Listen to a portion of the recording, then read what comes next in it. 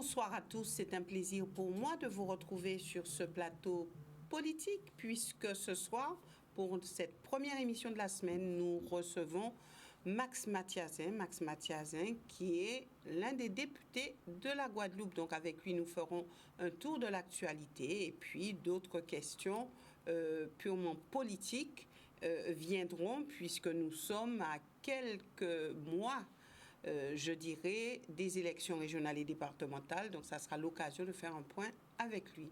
Max Mathiasin, bonsoir et merci d'être avec nous. Bonsoir, Madame Boisset. Bonsoir aux téléspectateurs, téléspectatrices de Canal 10.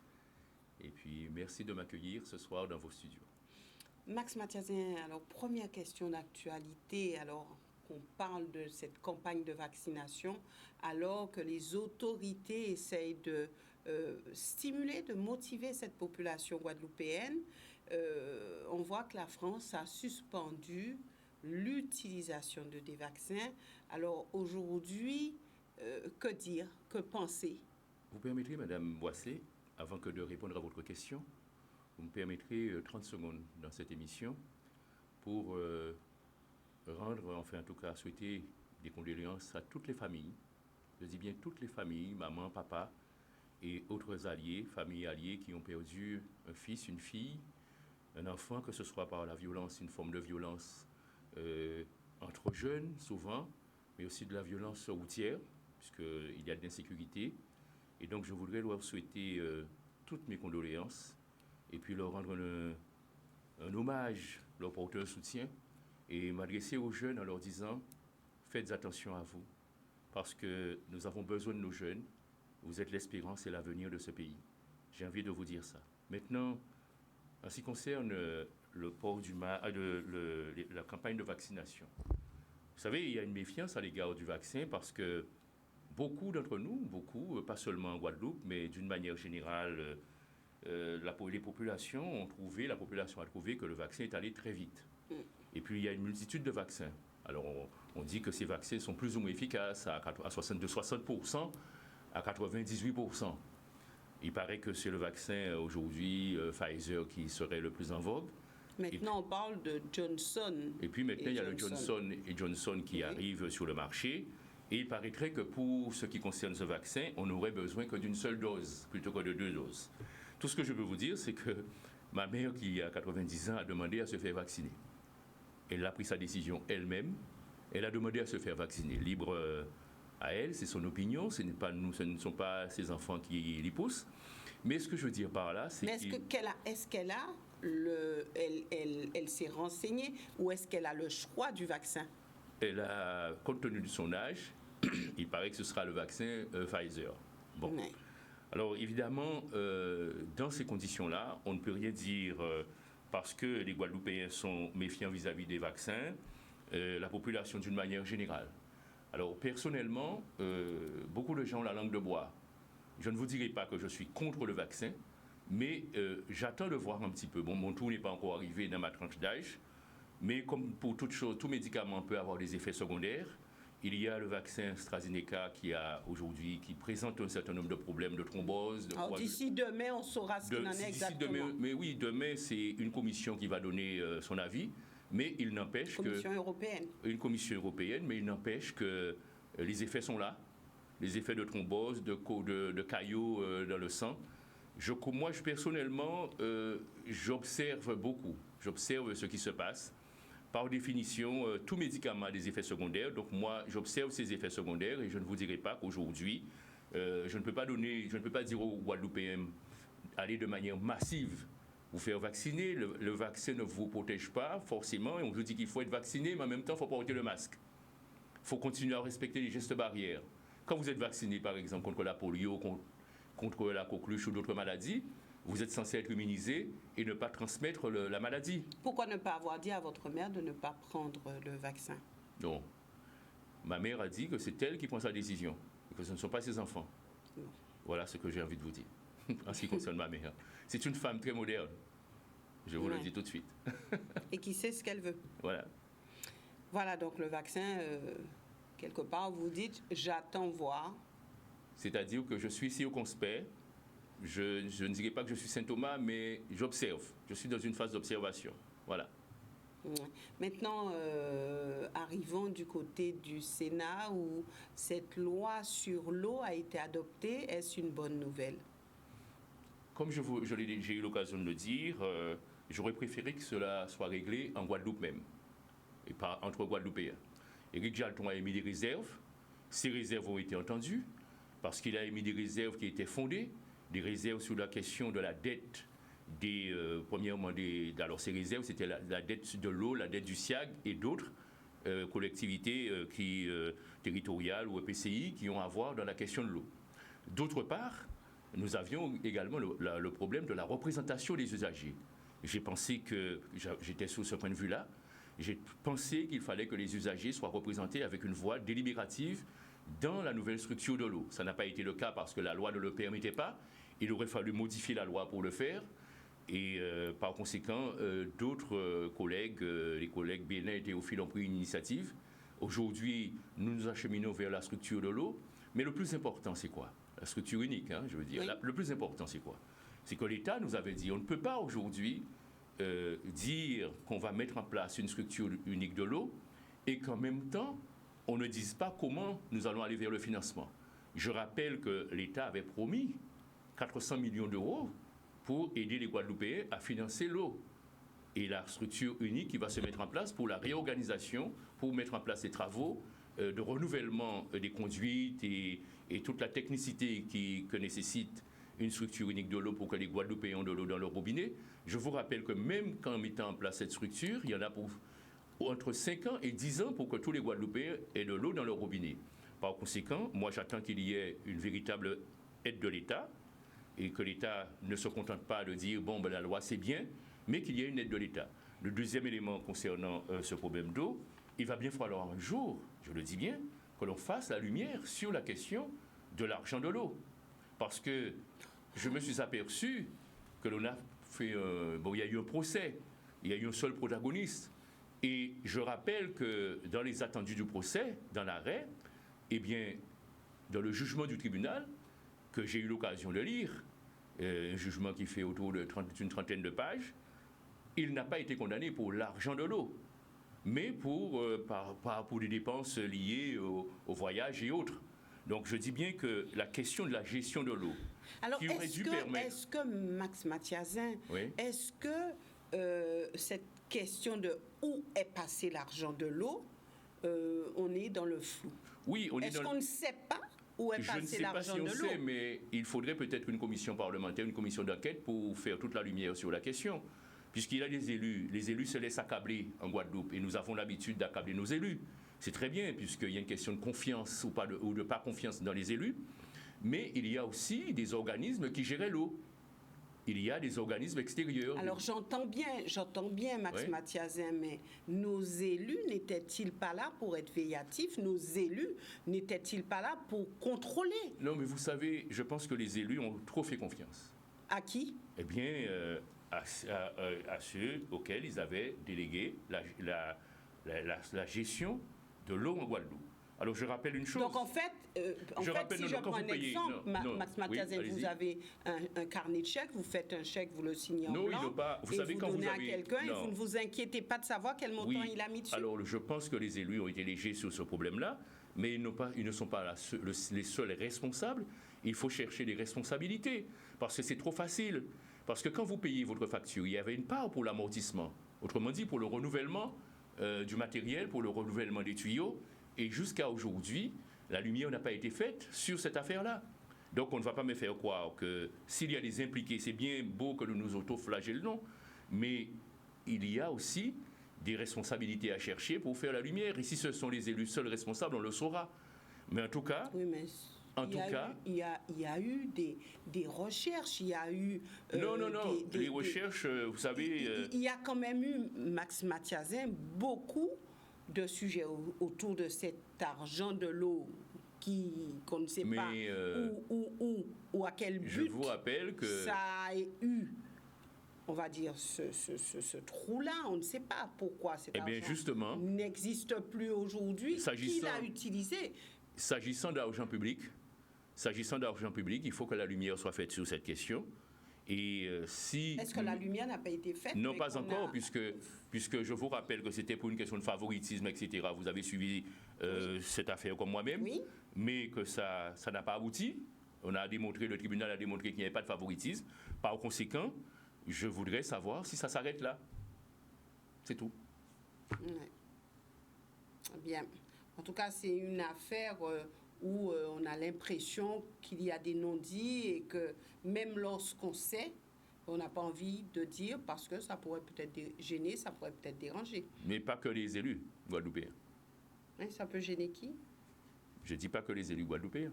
Donc, tous ceux-ci qui pourraient se sentir gênés devraient pouvoir être entendus. Donc, on en sait plus qu'on ne veut dire.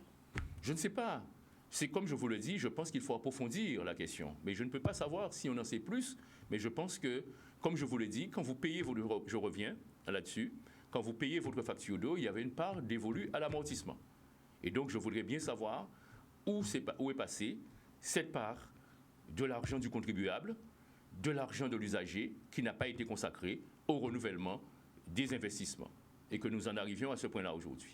Et aujourd'hui, les ATD sont sur le compte des usagers. Voilà donc pour l'eau. Maintenant, il y a encore une actualité, l'affaire Hilaire Boudé. Pensez-vous qu'il faille qu'on s'y arrête? C'est une affaire qui concerne Hilaire Boudé et sa conscience. Ça concerne aussi les Guadeloupéens. Mais moi, je ne veux pas m'y arrêter, puisqu'on en parle depuis peut-être une semaine et demie maintenant. La seule question que je me pose, je me dis qu'il y a une question d'éthique et de morale. Par conséquent, il appartient à Hilaire Boudé d'en tirer les conséquences d'une manière ou d'une autre. C'est à lui d'examiner la gravité de la situation, la portée de cette situation et de prendre la décision qui s'impose. Pensez-vous que ce soit un acte grave?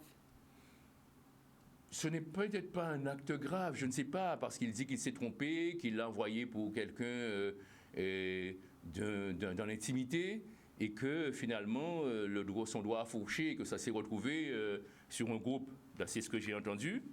Et donc, je ne sais pas, c'est à lui d'évaluer la situation, à chacun sa morale. Et comme je vous le dis, au moment où je vous parle, il lui appartient de tirer les conséquences de cet acte. Vous n'avez jamais eu la langue de bois, Max Mathiasin. Si vous aviez été à sa place, auriez-vous tout de suite démissionné de vos mandats? Peut-être pas tout de suite, mais au moment où je vous parle, je pense que j'en aurais tiré les conséquences. C'est-à-dire, vous auriez démissionné? Oui. Ça a déjà fait suffisamment de bruit en Guadeloupe.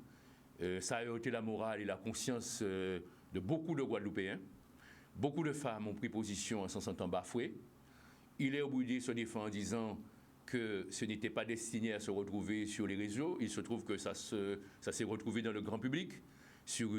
Par conséquent, je parle en mon nom personnel. Oui, bien sûr. Et je dis bien qu'à ce stade, compte tenu de l'ampleur qu'a pris cette situation et par ailleurs l'opinion publique qui s'est manifestée, je pense que j'aurais pris cette décision. Mais je ne suis pas Hilaire Boudé. C'est tout le PS qui est marqué par cette affaire? Je ne suis pas un membre du PS au moment où je vous parle. Je ne sais pas, je n'ai pas rencontré de membres du PS qui m'aient fait part de leur émotion, mais je pense que l'émotion est grande quand même pour ce parti. Alors, la grève des agents des collectivités territoriales, vous voyez ce qui se passe, les élus, les maires notamment ou présidents de PCI sont mis à mal. Pensez-vous que ce soit la proximité des élections régionales et départementales qui conditionne la posture de certains? De quel? Parce que d'un côté, il y a les élus, de l'autre côté, il y a le syndicat. Donc, je pense que les communes ont joué pendant très longtemps le rôle de soupape de sécurité en ce qui concerne la question de l'emploi. Parce que vous savez que nous culminons depuis une trentaine d'années avec un taux de chômage qui se situe à environ 25%, 30 à 40% chez les jeunes de 18 à 35 ans. Donc, les communes ont joué ce rôle-là. Alors, beaucoup ont dit que les maires ont fait de l'électoralisme. Ouais, je ne crois pas qu'il y ait du clientélisme politique, de l'électoralisme. Je ne crois pas qu'il y ait que cela. Il y a une proximité qui fait que souvent, les maires se heurtent à la population. Les gens viennent vous voir en vous disant « Je cherche est-ce que vous avez quelque chose pour moi ?» Et ce qui s'est passé, c'est que jusqu'en 1998, 2000, et la loi du 26 janvier 84 modifiée et qui régit la fonction publique territoriale, eh bien cette loi n'était pas publiée, les décrets d'application de cette loi n'étaient pas appliqués. Et on avait beaucoup de personnel communal qui travaillait avec quelques heures à la cantine ou dans les écoles, mais en réalité, cette loi n'était pas appliquée. Et quand on a découvert le syndicat, quand les agents des collectivités territoriales se sont organisés et qu'ils ont découvert que ce droit n'était pas appliqué, notamment tous les éléments de la rémunération, les 40%, eh bien, ces grèves ont fait qu'il y a à partir de 1998, 99, 2000, 2003, il y a une rupture. Et cette rupture, c'est le moment où les syndicats ont revendiqué, où les travailleurs des collectivités territoriales se sont mis en grève, surtout les agents de catégorie C, surtout les agents non titulaires qui étaient pléthoriques, eh bien, ont revendiqué que tous les éléments de la rémunération, par exemple le supplément familial, qui est obligatoire, qui n'était pas versé, eh bien, ça a grevé le budget des communes. Je rappelle que les 40% s'appliquent en Guadeloupe. C'est une disposition de l'État qui n'était pas faite au départ pour les fonctionnaires guadeloupéens. Ces 40%, c'était des primes de vie chère, c'était une prime de chaleur, une prime de vie chère qui était appliquée, qui était versée aux fonctionnaires de l'Hexagone métropolitain qui venaient travailler en Guadeloupe. Et les Guadeloupéens ont revendiqué, les fonctionnaires guadeloupéens ont revendiqué ces 40%.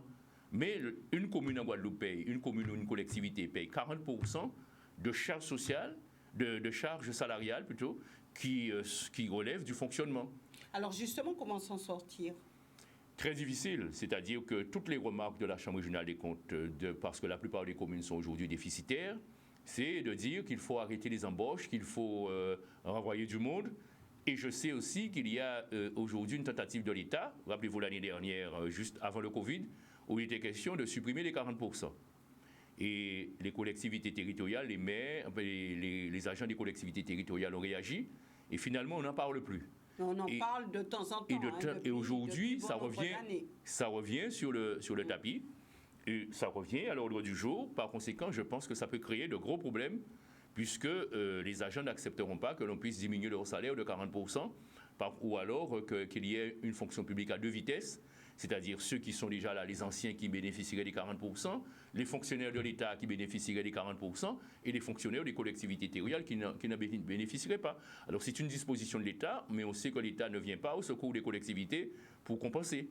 Par conséquent, c'est très difficile aujourd'hui, mais je pense qu'il négocie depuis quelques jours. Il y a des propositions qui sont faites de part et d'autre. Les communes en demandent létalement de la mise à jour des carrières, et ça coûte de l'argent puisque ça passe par les CAP. Et les autres disent, enfin le syndicat dit, il faut une mise à jour immédiate. Alors j'ai entendu dire qu'il y a des propositions. Aux dernières nouvelles, ils étaient en train d'examiner une proposition qui était faite par les collectivités territoriales, José Sapoti et je crois l'OSBAR, et donc les maires. Et maintenant, on attend les résultats pour voir s'ils arrivent à trouver un terrain d'entente. Mais comme je vous le dis, tout est difficile aujourd'hui dans les collectivités territoriales. Donc il faut faire des choix. Ouais, on verra bien. Eh bien, là, il s'agit de rendre le plus efficace possible le travail de ces fonctionnaires qui sont pour la plupart des agents de catégorie C, donc bien les encadrer, parce qu'il ne s'agit pas seulement d'employer des catégories C, sans cadre, parce qu'il manque dans les collectivités territoriales des cadres de catégorie B et des catégories A. Alors maintenant, dans le registre des difficultés, on a des mobilisations, on va dire un peu à droite et à gauche, et une qui dure depuis quelque temps maintenant, le port du masque par les enfants dès l'âge de 6 ans. Alors, mobilisation des parents qui estiment que le port du masque est dangereux. Alors, qu'en pensez-vous ? Alors, le port du masque est dangereux. Personnellement, je n'irai pas sur le plan médical, ni sur le plan scientifique. Je n'en suis pas un. Par conséquent, j'ai lu beaucoup de choses à propos du port du masque. Mais j'ai lu aussi ceci et le contraire. Par conséquent, ce que j'ai dit lorsque ce problème s'est posé, et que j'ai rencontré des associations de parents d'élèves. Alors, ils appellent ça lionnage etc. Et j'ai écrit à la rectrice. La rectrice m'avait appelé pour m'en faire part. On s'est entretenu longuement. Je lui ai adressé un courrier pour lui dire qu'il faut y aller progressivement. Et je lui ai même fait une proposition à l'époque de commencer par les enfants de CM2, CM1, CM2 et de voir comment progressivement on peut, avec l'aide des parents, avec de la pédagogie, aller peut-être vers les enfants de l'âge de 6 ans. Ce courrier date de quand? Ce courrier date d'il y a peut-être 3 semaines. 3 semaines lorsque le problème s'est posé, peut-être un peu plus. Mais j'ai réagi immédiatement. Et j'ai eu l'occasion de recevoir par 2 fois les représentants de ces parents d'élèves qui sont contre le port du masque pour les enfants de 6 ans. J'ai enquêté dans une école, dans 2 écoles de ma circonscription. Alors ce que j'ai constaté personnellement, et je me suis également renseigné auprès d'une directrice d'école, c'est que les classes sont devenues muettes, c'est-à-dire très calmes. Donc le maître ou la maîtresse a du calme, mais les enfants ne participent pas parce que les enfants sont derrière le masque. À la récréation, les enfants se refilent les masques les uns les autres, ils jouent avec, puisque les masques pour les enfants portent souvent des petits motifs, etc. Que les masques traînent. Par conséquent, c'est beaucoup de travail pour l'encadrement. Donc, sans aller sur le plan médical, je dis qu'il faut se poser la question de l'efficacité. Les enfants qui ont besoin de prononcer de manière les syllabes, de voir la bouche de la maîtresse, et voilà. Donc, c'est assez difficile. Mais par conséquent, je pense qu'il faut aujourd'hui renouer le dialogue avec ses parents, qui ont sans doute leur raison, pour arrêter les crispations. Personnellement, je n'aurais pas fait la même chose. Les parents ont occupé pas l'hôtel de région, l'antenne de la région au Rézé. Et il paraît qu'on les a chassés de là. Personnellement, j'aurais estimé que ces parents sont dans un bâtiment public. Je n'aurais pas fait la même chose. J'aurais dialogué avec eux, j'aurais essayé en tant qu'autorité régionale, j'aurais essayé de prendre contact avec la rectrice pour lui dire de reprendre ce dialogue, et il faut y aller par prix. Parce que je pense que lorsque l'on regarde en France, on nous dit qu'il y a un décret. D'accord? Il y a un décret. Mais on peut différencier, on peut agir par la différenciation selon la manière dont le Covid s'installe dans un pays et évolue dans un pays, ou dans un département. Aujourd'hui en Guadeloupe, on n'a pas la même évolution qu'en Île-de-France, par exemple. Et on s'aperçoit que il est arrivé que l'on est confiné dans certains lieux, certaines régions, certains départements en France, et qu'on n'est pas confiné à d'autres endroits. On confine aussi le week-end. Par conséquent, l'argument avancé, c'est qu'il y a des variants en Guadeloupe. Oui, mais les variants, par contre, là, c'est mal connaître un virus. Les virus varient tout le temps. Le mode même de fonctionnement d'un virus, c'est de varier. Ça, je peux le savoir, parce que tout le monde peut le savoir. Le virus de la grippe, qui est un coronavirus, varie au cours d'une année, varie plusieurs fois. C'est pour ça qu'on change tout le temps le vaccin et qu'il faut se vacciner chaque année. Donc le mode même le comportement normal de virus, c'est dès qu'il rencontre un obstacle, c'est au cours de son évolution, il est dans l'infiniment petit, donc il varie dans l'infiniment petit à une vitesse qui nous semble courte, mais qui semble dans l'infiniment petit sans doute, et qui semble très, très longue pour le virus. Par conséquent, on aura tout le temps des variants, et à chaque fois qu'il y a un variant, on va nous dire le virus a varié, donc il faut prendre d'autres dispositions. Il faut regarder l'évolution de ce virus, par exemple. Quand on regarde, j'en ai parlé, dans les dispositions qu'on a prises, on a ouvert Carrefour, le grand centre commercial, donc tout le monde converge dans le centre commercial, et cependant on a fermé les petits magasins à côté. Mais comme le centre commercial vend tout ce que les petits magasins, tout ce que les petits commerçants vendent, et des petits commerçants qui sont assujettis à un loyer exorbitant, on aurait pu mettre des précautions, dire... Pour vous, c'est une mesure injuste? C'est une mesure qui aurait dû je pense que dans cette mesure, dans la prise de cette mesure, on aurait dû faire preuve de plus de discernement. Donc, ceux qui nous dirigent ne font pas preuve de discernement. Je pense qu'il y a dans certaines occasions, il faut peut-être réfléchir aujourd'hui, il faut peut-être reposer le problème et voir comment on peut rectifier. Oui, mais est-ce que toutes ces décisions ne sont pas prises avec nos élus, avec, on va dire, le milieu économique? Est-ce que ce ne sont pas toutes ces personnes qui sont ensemble pour... Le milieu économique aujourd'hui, je peux vous dire que le milieu économique se plaint énormément. Et vous savez que ni le PGE, parce que très peu d'entreprises ont eu droit au PGE ou d'autres aides. Et les aides de 1 500 € ou jusqu'à 10 000 € qu'on vous donne, ça vous permet peut-être de payer l'électricité, ça vous permet de payer peut-être le loyer, mais ça ne permet pas à un chef d'entreprise de pouvoir assurer la pérennité de son activité. Alors pourquoi est-ce que les élus ne se sont pas mis debout pour dire non? Parce que les élus ne sont pas tous unis sur la question. Le point de vue que je vous donne, c'est le mien. Il est peut-être partagé par des éléments de la population, Mais moi, je vous dis la manière dont j'aurais analysé les choses aujourd'hui, en fonction de l'évolution du virus en Guadeloupe. Alors, quand on nous dit qu'il y a un variant, mais comme les virus varient tout le temps, nous aurons tout le temps des variants. Alors, on entend parler du variant sud-africain, du variant brésilien, du variant... j'ai entendu parler d'un autre variant il n'y a pas si longtemps, et on aura tout le temps des variants, parce que... Mais ce qu'il faut regarder, c'est l'évolution intrinsèque du virus sur le territoire. Oui, alors maintenant, parlons des prochaines élections régionales prévues pour le mois de juin et aussi. Le 13 juin, le 13 et le 20, et le 20 juin. Départementales. Alors là aussi, est-ce que vous êtes prêts? Est-ce que vous êtes sur la ligne de départ? Sur la ligne de départ, oui, avec d'autres, puisque je suis dans un groupe de travail depuis quelques mois. Nous réfléchissons à un projet, un nouveau projet, à quelque chose qui semble, qui propose une alternative, un nouveau cap aux Guadeloupéens. C'est ce que nous sommes en train de faire.